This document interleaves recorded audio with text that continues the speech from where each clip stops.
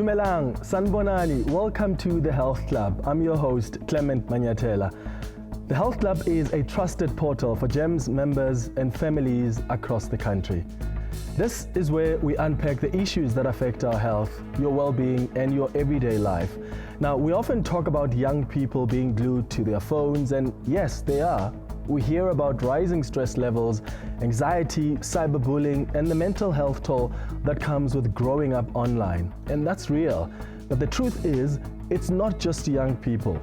Parents are also affected. Teachers are affected. Even elders are struggling to keep up in a world where fake news spreads faster than truth and where we're always on. So how do we deal with it all? How do we protect ourselves and each other in a digital world that never sleeps? Well, that's why we're here. This is the Health Club, and today we're talking mental health, social media, and the silent struggles happening in our homes just like yours. Take a look at what's coming up today. Almost 10% of teen deaths in South Africa are as a result of suicide. I encourage young people to really find people that they can speak to. We all know that he loved his comedy work, and this was something that gave him a lot of joy. But even with that, he would start sort of expressing that it was kind of a futile exercise. Who is it impacting? What's the point of it all? You're watching the Health Club, brought to you by GEMS, your trusted healthcare partner. Today's conversation isn't just trending, it's vital.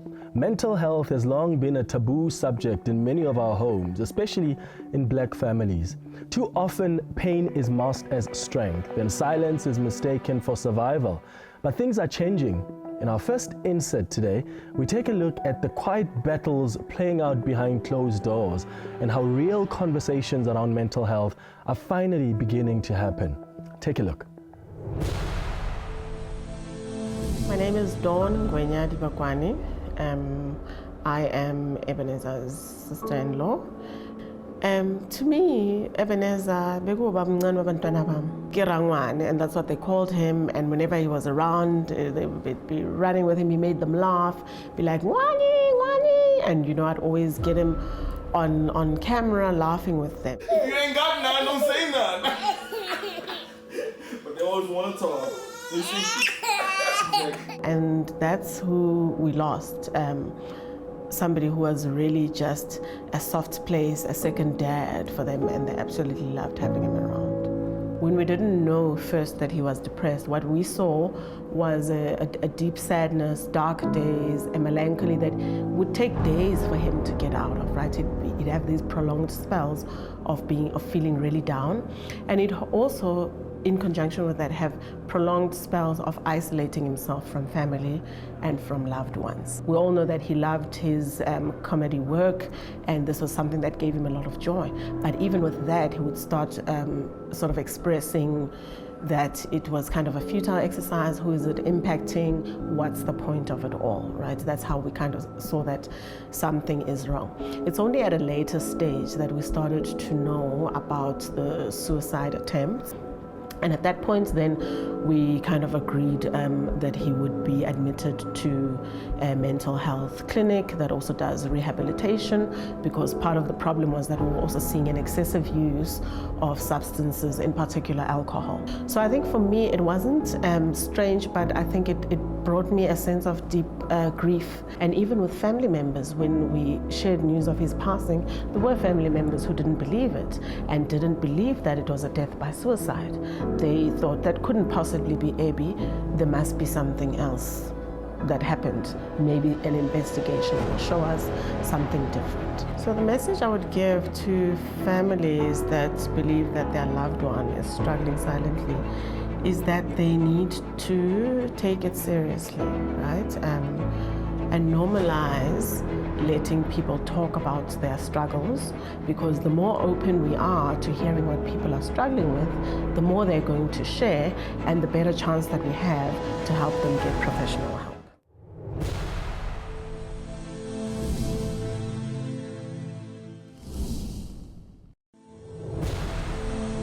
Welcome back to the Health Club, your trusted space powered by GEMS, where we have real conversations about things that affect our families and our health. Today we're diving into a topic that touches every home in some way. The mental and emotional toll of social media, cyberbullying, and the pressure to keep up, not just on young people, but parents, caregivers, and entire households. Joining me in studio are two incredible voices who bring both clinical insight and lived experience to this conversation. Dr. Samke Ngobo is a medical doctor, a mental health advocate doing vital work in breaking down stigma around mental health.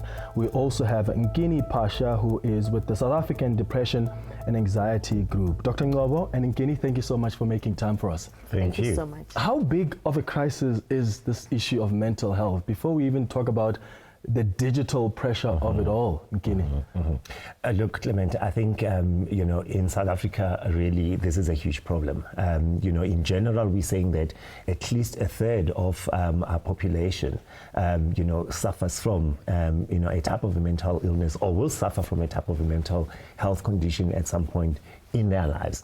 When you're looking at young people, about 60%, if not more, are actually, experiencing or have experienced a type of a mental health condition. We do know that almost 10% of teen deaths in South Africa are as a result of suicide. So I think with these statistics, one can just see how startling, this problem that we have on our hands. Yeah, Dr. Ngobo, where does digital stress then fit in these statistics? We are living in a situation in society currently where the digital era is something that is prevalent in our society. Young people are challenged in the sense that there are so many more challenges that we're living with now compared to the time before social media. It is here to stay, so it's important for us to know how to navigate it. There's comparison, so eating disorders are a reality, and body image challenges are a reality for young people. And because of the fact that this is here to stay, people need to be more equipped on how to cope. Yeah, so what patterns are you seeing, Guinea, on how social media is affecting just young people and even family dynamics? Yeah. I always like to describe it this way, that, it's social media gives almost, it's a false sense or a false or fake barometer, because as a young person, you want to emulate, you want to have role models. So you're looking up to, these people that you see on social media, the kind of lifestyles, that they are portraying on social media. And remember, as a young person, you are not developed fully, to a level where your wisdom, is where you are able to distinguish, okay, is this good for me? Is this bad for me? So without a doubt, seeing what, is portrayed on social media, looking as a young person, looking at your own life and trying to benchmark yourself with that. So it's really then bringing out, a huge level of pressure for a young person to say, well, I should be living this kind of a lifestyle. And if I'm not, it means that I'm actually a failure, you see. And that's why I say it's this false, barometer. And, without realizing that a lot of times all these things that are put on social media are actually not real. Oftentimes, but also it can then bring about a huge sense of failure, a huge sense of despair, hopelessness, to say, well, things are not happening in my life that should be happening. And with that, it really then brings out the stress, and of course we know untreated stress can then result into other serious mental health conditions such as depression, such as anxiety disorders. I mean, if you think about Instagram, for instance, Dr. Ngobo, the very purpose of it is we must post our beautiful pictures, our beautiful experiences. There's no disclaimer that says, oh, I felt so bad today or last week. You just see Dr. Ngobo looking amazing, or Clement, dressed in a particular way, or visiting a particular country, and you start asking yourselves, oh wow, what an amazing life, but you don't know the context behind that. So how do we take away that power from social media? How should young people then interact with that space so that they know that not everything they see there is real, it's got context? I think it's very important for people to know that we are seeing the highlights of people's lives oftentimes on social media, or what is portrayed as the highlight. And yes, I agree that people who have a public persona a public image, they do have a level of responsibility, and oftentimes people shy away from the fact that they do have a responsibility in what they portray.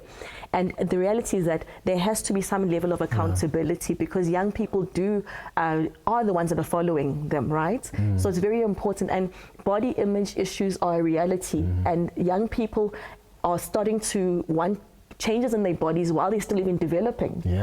And this is because of what they see all the time. So we can't ignore the fact that you do have a responsibility in what you portray and what you share, because young people are looking up to this as a reality. Substance abuse is a challenge that we have. Anxiety is a reality. Depression is. And it's important for people to know that whatever they're putting out there, a young person they must have that discretion to say, if it was their own child, you know, would they want this to be shared? And it is an uncontrolled or an unvetted arena. So the caregivers actually need to take responsibility as well. And not outsource the responsibility. Cyberbullying, can we talk about that as well? Because that's another crisis. I mean, how many people are dying by suicide because they're being bullied on social media? There's so much power that as a society we've given this platform that when someone criticizes you, some people just go straight into depression. You know, and I mean, Clement, you know, back in the day, we didn't have, you know, these smartphones around easily accessible. So as soon as something happens, you know, we quick to take out our phones and start recording, right? And it, you know, sitting behind this gadget gives you so much power, which then leads to, you know, what we see in cyberbullying. I mean, it is a reality, you know, in our society. You know, whatever videos of whatever is being captured, you know, whether this person is humiliated in whatever way, you know, whether they've been beaten up and so forth, right? And then it gets shared, you know, on social media, and it spreads like wildfire. But now the impact of that, you know, on that victim, you know, it is far-reaching. It has far-reaching consequences, and it is a reality that we have seen that, you know, young people are using. I mean, not only young people. I think generally. You know, so it is a phenomenon that really is hugely concerning. We have seen severe consequences as a result of this. Now, you know, education again. I mean, you know, as the South African Depression and Anxiety Group, you know, part of the work that we do is to go into, you know, our schools, to go into communities, and to really, you know, educate our young people, but also to empower them to say, when something like this happens, you know, in your, you know, the environment that you exist in, these are the steps that you can then take, and, you know, to ensure that you can help yourself, but also most importantly help, you know, those that are around you, but also to speak out, you know, against this and call out, you know, the bully. But remember as well, Clement, the bully themselves, you know, are also, you know, troubled. You know, an individual or a troubled soul.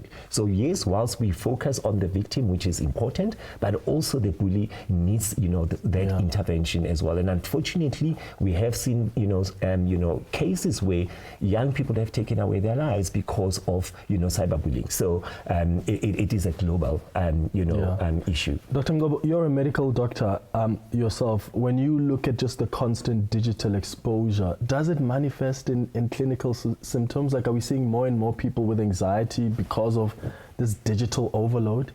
Absolutely, it is a reality, and that is why we encourage digital detox from time to time. How much time are you spending? You know, we often get the information on our phones at the end of the week that tells us how much time we've spent on our screens, and sometimes it's shocking, it's alarming when you see the amount of hours that are spent, because sometimes you're not even aware. It's so compulsive that people use it. So it is a reality that there's too much exposure to it. People take phones it's the last thing they see before they go to bed. Maybe putting your phone face down when you go to bed is something that is helpful, instead of having that blue light constantly flashing. It does have an impact, because the things that you see remain with you, and they influence you and they impact you. So it's very important that people realize that it's not just a passing thing. And the other thing that I would just want to highlight is that the internet doesn't forget. The things we say and put out there, people screenshot and it's already in someone else's possession. So it's important to make young people aware that you may say something in your youth, at the age of 15, for example. Later on in life, you've changed in how you navigate life. All of a sudden, you have this thing following you for life, for example, that you said that was inappropriate. So we need to know that there are consequences in what we do when we, share information, say things. The fact that it can impact a person negatively, they can end their lives, but also to know that these things remain, they don't get deleted. You may delete what you've said, but somebody may take a screenshot and it remains. So it's very important for people to know that there are consequences in them sharing content, and it stops being yours the minute you put it out there into the world. And it's very important for people to be aware of that. Now, this conversation is a powerful reminder that the pressure to perform, to always be online and to never show weakness is taking a serious toll. But it's also important to understand the deeper consequences when anxiety, stress, and even chronic illness creep in unnoticed. Let's take a look now at this next insert where we explore exactly that.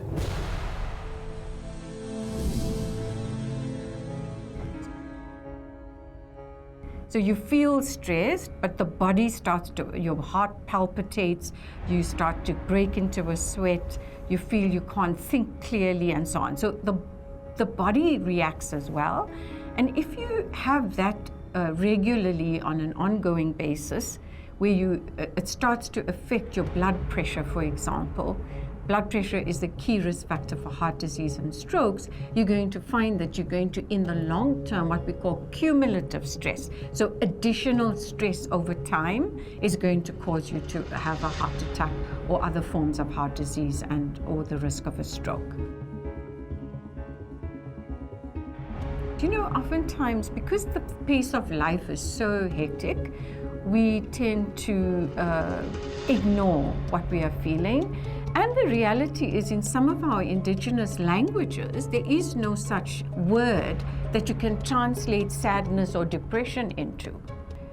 Sometimes, as a healthcare professional myself, I feel like a bit of a fraud, because you are telling your patients, no, to reduce your weight or to get better mental health, you don't have to go to a gym and spend a lot of money exercising. Just get into your walking shoes and walk in the neighborhood. But the reality is most of us can't do that. We can't walk in our neighborhoods. So yes, the reality is in under-resourced communities, it's difficult. However, I'm an optimist by nature. And I do believe, like we did in the days of apartheid, if we gave up, we wouldn't be sitting in this room today, right? We wouldn't be with our families. We wouldn't have better family structures. We wouldn't have a better middle class in our country. And that's because we never gave up. Breathing is one of the most powerful techniques to use to combat stress. Think about your breath. If you don't breathe, you're gonna die. Right? Remember what happened during COVID? We were all running around looking for oxygen tanks. When you're born, if you don't take your first breath, you won't survive. The breath is the most powerful technique or tool, I should say, that can help you combat stress. And that really shows just how much mental strain can manifest in the body, especially when left unaddressed. As we continue this conversation and we wrap it up, Nkini and Dr. Ngobo, let's talk about the stigma that's also associated with talking about mental health issues in our families. And particularly in black families where the conversation doesn't really exist. And sometimes you're seen as you're being dramatic, you're being weak. What is that when you want to talk about depression? How do we shift that conversation? Look, the conversation really shifts, through education and really, through empowering our people to understand that when we're talking mental health conditions, depression, anxiety disorders, these are medical conditions. Just like you have, your diabetes, you have, asthma, these are medical conditions. And it's not something that you cause upon yourself, so stigma and this discrimination comes as a result of, ignorance, as a result of lack of knowledge in understanding. And certainly, I think as black people, we have got a long way to go, because traditionally, we have not looked at mental health, as a medical condition. So I think that really goes a long way to break down the stigma through the education and really saying, you know what, these are medical conditions just like any other, and you need medical attention for it. Yeah. Dr. Ngobo, how important is the support system? I believe it's critical. And in that, it's very important for people to identify psychologically safe spaces, because oftentimes, as we're speaking about social media as well, people think that it's a playing field where you can just speak about anything all the time. It's important for people to know that education is key. And for us to be empowered about it, it's very important for us to find places that are safe for us to speak up about our struggles. I encourage young people to really find people that they can speak to that about their challenges, instead of taking things upon themselves all the time. And I believe that the way we can move forward related to this issue is when we start having open conversations as families and realizing that mental health struggles affect everybody. It's a reality for us all, but it's important to know how to reach out for help. Absolutely. Dr. Ngobo and Nkini, thank you so much to both of you for making time for us. Great. Thank you. Thanks very much. Thank you for such vital reminders. Now, when we come back, we'll take the conversation even further. But for now, a quick breather. Stay with us. We'll have more after the break.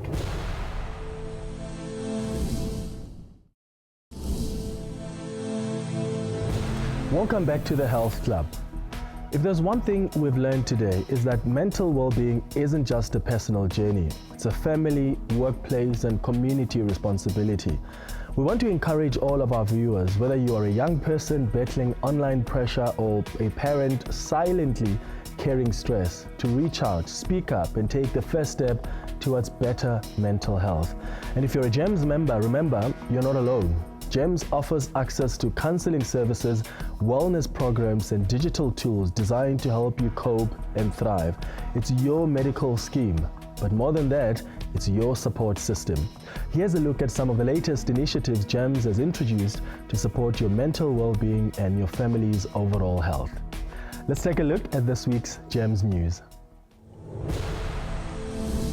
In this edition of GEMS News, we discuss how social media may affect your mental wellness. Social media has become a significant part of our daily lives. Yet, it can affect our mental health and lead to increased stress.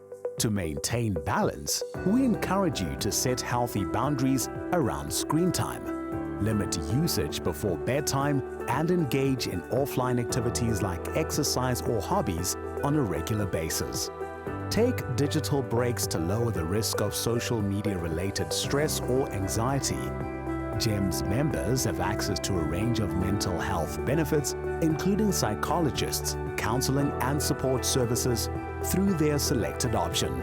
Prioritize your mental well-being by using these services whenever you need them. For more information, visit the GEMS website or get in touch with us through our social media channels. What a powerful conversation, and a reminder that mental health matters at any stage or any age of life. Whether it's setting boundaries on social media, seeking help when things get heavy, or simply talking more openly at home, every small step counts. Here at the Health Club, we believe that knowledge is the first step to healing. And with partners like GEMS, support is always within reach. Thank you for joining us, and thanks to our incredible guests, and thank you to GEMS for continuing to stand beside South Africans on their journey to better health. Until next time, take care of yourselves and each other. Cheers.